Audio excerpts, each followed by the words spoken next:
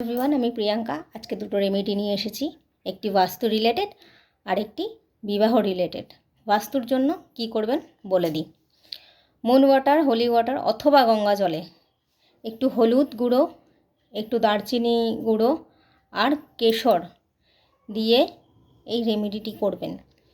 ঘর মোছার পরে প্রতি বৃহস্পতিবার ঘর মোছার পরে সদর দরজায় দেবেন। ইভেন ঘরের কোনায় কোনায় একটু ছিটিয়ে দেবেন। যদি স্প্রে বোতল থাকে, স্প্রে বোতলে ভরে নিয়ে ওটি কোনায় কোনায় দেবেন। ঠিক আছে, এটি প্রতি বৃহস্পতিবার করবেন। এতে নেতিবাচক যে শক্তিগুলো আমাদের ঘরে থাকে সবসময় থাকে, কিছু না কিছু থাকে।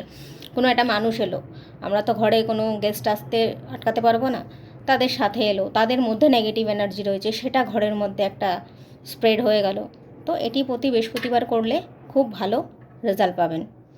সম্মান, অর্থপ্রাপ্তি এটি পাবেনই। এবার আসি বিবাহ রিলেটেড।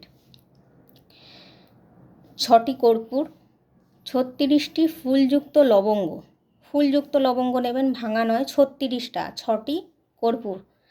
এটা গুঁড়ো হলুদের সাথে মিশাবেন। মিশিয়ে ভগবান বিষ্ণু এবং মা লক্ষ্মীর কাছে নিবেদন করবেন।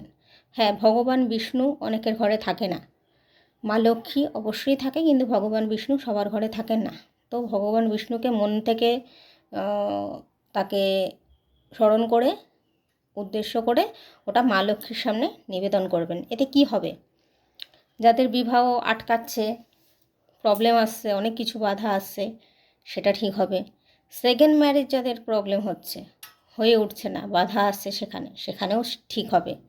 যাদের দাম্পত্য জীবনে কলহ রয়েছে, ঝগড়া, অশান্তি, অনেক কিছু চলতেই থাকে, তারাও এই রেমেডিটি করতে পারেন। প্রতি বৃহস্পতিবার করে এই রেমেডিটি করুন, ভালো ফল অবশ্যই পাবেন।